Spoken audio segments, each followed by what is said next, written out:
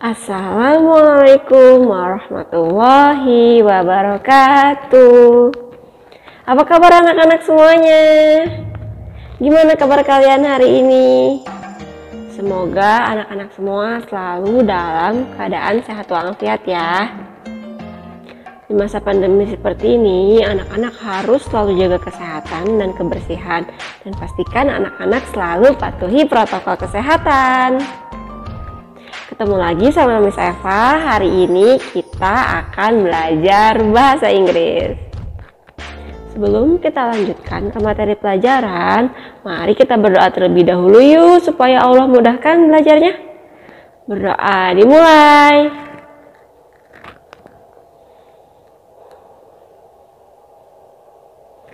Berdoa selesai.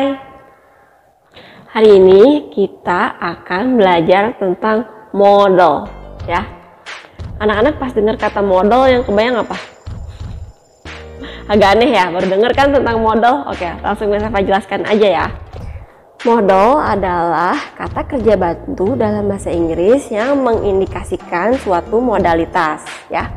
Modalitas itu sendiri yaitu suatu fenomena dalam tata bahasa Inggris yang kemungkinannya peluang terpenuhinya tuh bisa saja terpenuhi atau bahkan tidak terpenuhi. Misalnya untuk mengindikasikan sebuah ability ya, kemampuan ya, menggunakan can. Nah, itu bisa aja kan ability tersebut terpenuhi atau bahkan nggak terpenuhi. Jadi bisa atau nggak bisa gitu. Hanya ada dua pilihan itu. Kemudian selain untuk ability, biasanya digunakan untuk permission, untuk perizinan ya, menggunakan may. Nah, mungkin aja kan diizinin atau bahkan nggak diizinin. Nah, hanya ada dua peluang tadi. Jenis modal ada banyak ya. Nanti akan Miss Eva jelaskan pada slide berikut ini. Kita simak sama-sama yuk. Berikut ini adalah jenis-jenis modal. Nah, anak-anak pasti familiar kan dengan jenis-jenis modal berikut ini. Ada can, could, may, might, must, should, will. Nah, pasti anak-anak juga udah tahu kan, can artinya apa? Bisa. Could juga artinya bisa. May artinya apa? Boleh.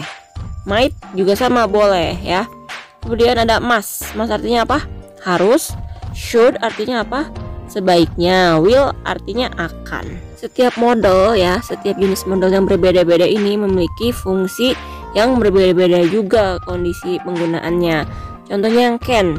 Can itu untuk menyatakan ability ya, kemampuan. Kemudian bisa juga untuk permission, perizinan, dan ada probability, kemungkinan. Nah, kalau untuk yang ability, untuk kemampuan, itu kan contohnya I can speak Spanish. Aku bisa berbicara bahasa Spanyol. Berarti kemampuan tentang seseorang yang punya skill bisa berbahasa Spanyol. Nah, kalau untuk permission itu kan jadi can I go to the bathroom? Bolehkah? Bisakah gitu aku pergi ke toilet, kamar mandi. Nah, itu menggunakan can ya, bisa juga. Biasanya anak-anak kan diajarinnya may I go to the bathroom. Nah, can sama may juga sama aja, artinya bolehkah, bisakah gitu ya. Oke, next ada probability, itu kemungkinan. Contoh kalimatnya, it can't be Mark, he's in London. Bisa jadi itu bukan Mark, karena Mark itu ada di London. Coba sekarang perhatikan kolom yang may. Di situ fungsinya untuk probability, bisa, dan untuk permission.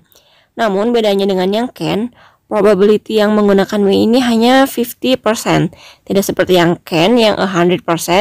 Nah, contoh kalimatnya seperti ini. It might snow tomorrow. Besok bisa jadi turun salju. Nah, kemungkinan terjadi saljunya tuh masih sekitar 50% karena menggunakan modal may. Beda ceritanya kalau pakai can. Itu kemungkinan turun saljunya lebih besar ya. Oke, next sekarang untuk yang permission. Sama seperti yang di can tadi. Contoh kalimatnya, may I come in? Bolehkah aku masuk? Selanjutnya yaitu modal must, artinya harus. Must digunakan untuk situasi yang isinya sebuah anjuran, suatu keharusan. Bisa juga untuk larangan ya, yaitu prohibition. Kalau untuk prohibition pasti menggunakan kalimat negatif. Nah, tuh contoh kalimatnya ini. You mustn't speak loudly here. Kamu tidak boleh bicara dengan keras di sini. Mustn't itu tadi maksudnya must not ya. Jadi you must not speak loudly here. Kalau kalimat yang anjuran, suatu keharusan, berarti kalimatnya seperti ini. You must study hard. Kamu harus rajin belajar. Nah, itu kalimatnya positif kan? Maksud kalimat positif di sini yaitu tidak ada tambahan notnya ya setelah modal. Modal must juga bisa diperuntukkan untuk memprediksikan sesuatu ya. Yang maksudnya di sini probabilitasnya itu bisa 100%. Nah, contoh kalimatnya di sini yaitu it's quite dark, it must be after 8 o'clock. Lumayan cukup gelap sekarang, pasti sekarang itu udah lewat dari jam 8 malam. Selanjutnya yaitu modal should. Should di sini artinya sebaiknya, seharusnya. Nah, itu diperuntukkan untuk kondisi memberikan suatu advice ya atau suatu nasihat.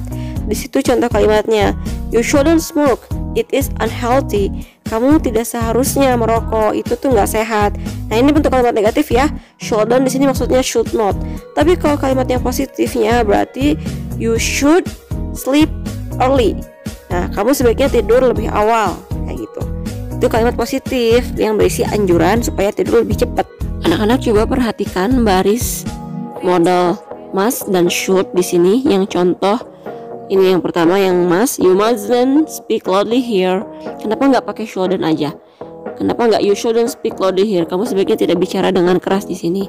Nah, artinya kalau udah pakai mustn't itu harus kalian patuhi peraturan tersebut. Kalau nggak boleh berisik ya nggak boleh berisik di situ ya. Jadi kalau penggunaan modal must itu pasti situasinya urgent ya.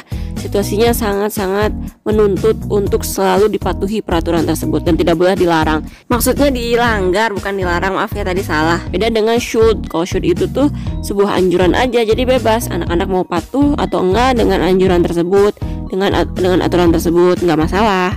Baik anak-anak, sekarang kita akan fokus masuk ke grammarnya.